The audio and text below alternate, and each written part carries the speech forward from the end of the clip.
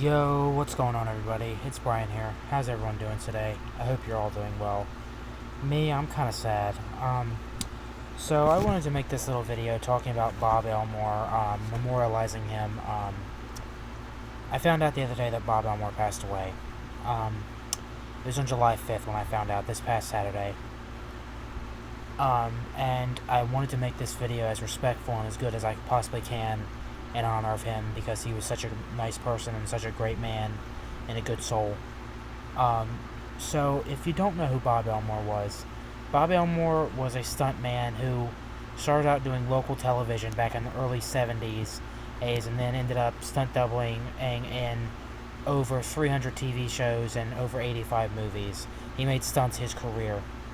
And he ended up stunt doubling John Candy in 6 films, one of them being Planes, Trains, Automobiles, another one being Uncle Buck, and another one being Spaceballs. And he was so nice. He also played the Executioner in Pirates of the Caribbean, and the original one in Pirates of the Caribbean, The Curse of the Black Pearl. And then Pirates of the Caribbean at World's End, the Executioner in the beginning. He played the Executioner, or the Hanger, whatever you want to call the character. And he also was a stunt double for Jeffrey Rush as Captain Barbossa and a couple other people in the movie too. He did stunt work on them movies, but he also played the Executioner. So he did that and a bunch of other stunt work.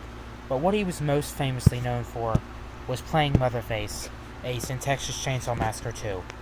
Now the story behind it is Bob was hired to be the stunt double for Bill Johnson, and what ended up happening was Bill Johnson ended up getting sick on the set and also hurting himself. Bill Johnson hurt his back and he also got sick, and also Tobe Hooper wasn't really liking the way Bill Johnson was performing on set, so Bob went in to just do stunts.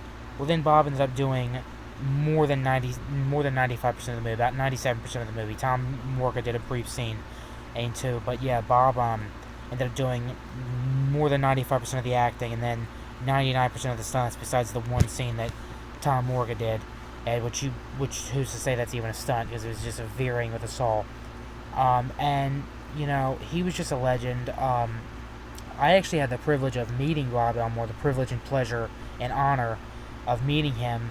And back in 2024, about a year and almost 2 months ago, I met him at ParaCon, the paranormal convention at Penhurst Asylum in Spring City, Pennsylvania, United States. Yeah, I got to meet him, and he was so nice. He was taking his time with people, and just, he was so friendly, he was so nice to me. He really talked to me. We talked about, I was asking him about what was it like working with John Candy, then I asked him about what was it like working with Bill Moseley from Chainsaw 2, and he just told me all the stories and stuff, and told me how fun it was. I asked him if he'd ever play Leatherface again. He said, hell no, he's too old and he's retired, and it was hell. He told me that Texas Chainsaw Massacre 2 was the hardest project he ever did, but he also told me it was the most fun project he ever did. And he said it was the hardest and the most physical and the most painful and hardest to recover from, but it was also the most fun and memorable project he ever did. And he was just so nice. I mean, the thing I liked about him most was how down to earth he was. I mean, he was so real. I mean, I don't know what his financial status was or anything, but I'm sure he made a pretty penny, doing all that stunt works over the years, the few acting jobs, and then also all the conventions and meet and greets and stuff. I'm sure he made a pretty penny. But, he was so real. He wasn't, uppity or anything like that. He was just real. He was, talking to the people in his line. Just such a nice guy. And, just a great person. And just so nice to me. I mean, my cousin also met him at another convention. I didn't get to go to it, but at another convention years ago, and said he was really nice and I had a good experience with him. I've never heard anyone say anything bad about Bob Elmore. In fact, I've gone to a handful of these conventions, and I've also went to a meet and greet once, and I met, a couple different celebrities. I'm not going to say what other celebrities I met and stuff. I will. I've met Tyler Mane. I actually met Tyler Mane on the same day I met Bob Elmore. I met R.A. Mihailoff at the same convention, but the year after, R.A. Mihailoff was really nice too. But I'm going to say actually this, out of all of them, no offense to any of the other celebrities I've ever met, but Bob Elmore was the nicest and most realist one out of them all. I mean, he really just took his time, and his autographs were dirt cheap, as most people charge, $50, $60 for an autograph. Bob's were only I can't remember if it was $20 or $25, but it might have been 20. I think it was 25, but only $25 for an autograph.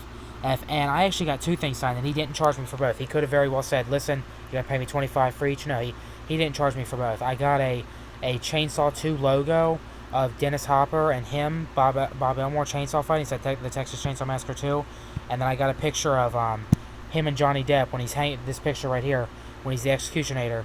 And I got him to sign both of them. He didn't charge me for them.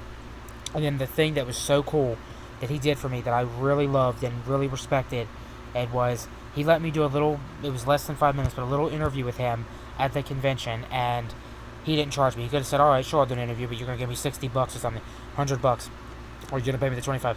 He didn't charge me a penny, and he was so nice. He was taking his time with it, and I'm actually gonna play it for you guys in this video here.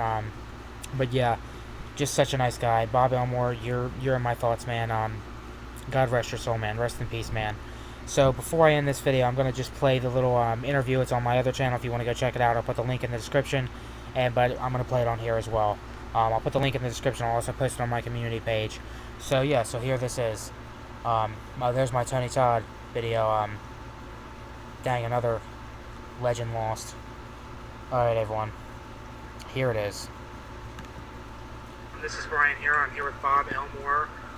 He's famous for playing Leatherface in Texas Chainsaw Massacre 2, the best movie in the franchise.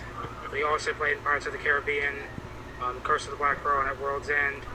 He's stunt double for John Candy, and he's been in a lot of movies. And I can't remember, I watched a thing last night, and it said that you were in a movie that was half cartoon, half live action. There was like an explosion. I think it was a Winkle in Time, or I just watched a video last night, but I can't remember which one it was. You know what, you're asking the wrong person because I can't remember, but I know I did something like that. You see, that's what I loved about him, and that's why he's such a legend, The fact that he did so many movies and so many TV shows, those that he couldn't even remember, or certain movies he did and stuff, I just find that awesome, That just shows how much of a career he made, and just how much he got to work, and how much of an impact he had on people, just doing so much work that you don't even remember. It's kind of like a school teacher, you have so many students over the years, you teach for 35 years, you're not going to remember every single student across 35 and a half years, whatever. I just found that so awesome. It made me chuckle a little bit, but then I can also respect it, that man had so much work and did so many films and TV shows that he didn't even remember all of them. I just found it I just respected it so much. Like that, I think it was Rocky and Bullwinkle or something. Oh, Rocky and Bullwinkle, yeah. Yeah, I was in that. Yeah, and the thing that irritates me is about Chainsaw 2, Bill Johnson gets all the credit and everything, but this is the real guy who, this is the one that actually played him. Bill Johnson did 3 close-ups in this movie. Yes, he was a credited actor, but I did everything. Oh wow. Yeah, that was the thing, everybody, that really, it got me and it bothered me. I'm like, oh, if that was me, I'd be having my agent, I'd be suing, I would have sued Canon Pictures and sued the director and stuff for why I didn't get credited, but Bob, when I off camera, I think he says this on camera too, but Bob was just like, listen, man, I made a lot of money, it didn't bother me, yeah, because it was actually Bill Johnson was the one that was credited for the film, but Bill Johnson, as Bob Elmore says in this, only did 3 close-ups, and a couple of the promotions, where Bob literally did everything else. Did they ask you to come back for any of the sequels, or did you not have interest in that? No way. Yeah. I went on, I moved on, I did all this stuff, almost 30 years in the business, so I did what I did, and look at now, Chainsaw 2 is more popular now than it ever was. Yeah, it's like the most iconic one. Most sequels are not liked because they try to do the same thing, but Chainsaw 2 did something totally different than the original. I actually like Chainsaw 2 more than the original. I think the original is the original. It's a classic. The original is original. Yeah, but I think Chainsaw 2 is just there actually used to be a guy in my neighborhood. His name was Dave, but from behind he looked just like Leatherface in part 2 because he would never brush. He had curly hair and he never styled or anything, and he'd always be wearing like solid black, so he looked just like Leatherface. Another question I had for you was, would you ever, like how they're doing all these multiverse Spider-Man movies, if they would ever do like a multiverse or even a reboot of part 2, like a third one, like ignoring the other sequels, would you ever reprise your role as Leatherface? No. You wouldn't, like, even cameo? I did it once, let somebody else do it. Once it's done, yeah. Absolutely. Yeah, because there's another guy that's going to be at a convention in a few months, I think in Pittsburgh, Mihailoff, R.A. Mihailoff. I think he was in part 3. Yeah. Yeah. Which I ended up having the pleasure of meeting R.A. Mihailoff, too. I met him almost 2 months ago now, actually, at the same horror convention, just a different year, and he was really nice to me, too. No offense to R.A., not as nice as Bob Elmore was, but R.A. was pretty nice, too. I think that they should offer you, even if it's $10 million, get you back. You're going to be at Scarefest in September. It's going to be myself, R.A., Brett. They're the guy from the Netflix series. I would have loved to have gone to that convention, the Frightmare. They had Brett Wagner, the Lost Leatherface, R.A., Bob was there, Bill Johnson, who did the Close-Ups, was there, Caroline Williams was there, a bunch of other actors. But yeah, I would have loved to mention. Anyways, let me finish playing this out, then I'll keep talking. Oh, wow. Morga, who's played every character, he's going to be there. So, it's just going to be all the Leatherfaces, or anybody that plays Leatherface is going to be there. Yeah, now, I heard something in the scene with the truck. I heard that was a very little bridge, but it felt like it was like 60 miles from... And you can see the cuts in the movie. Yeah. It makes it longer and longer and longer. Yeah.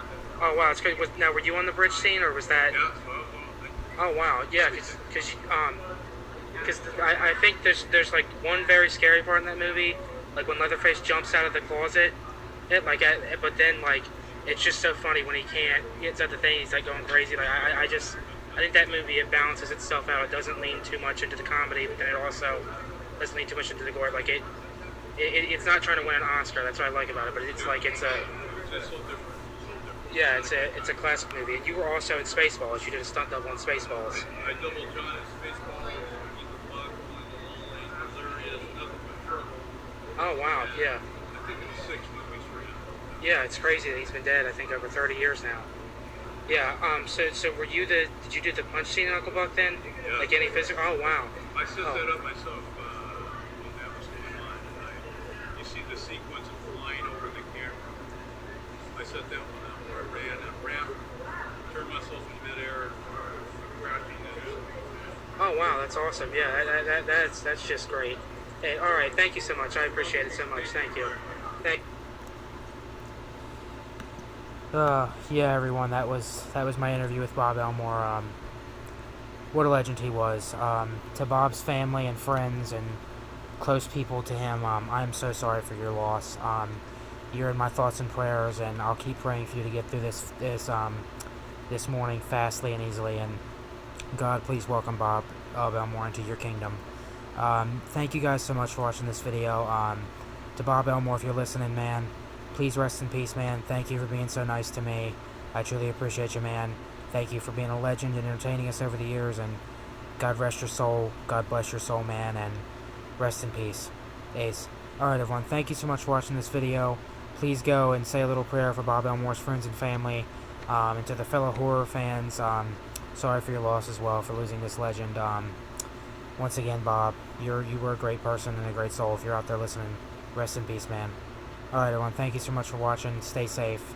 God bless you all. I'll see you all in the next video. Bye, everyone.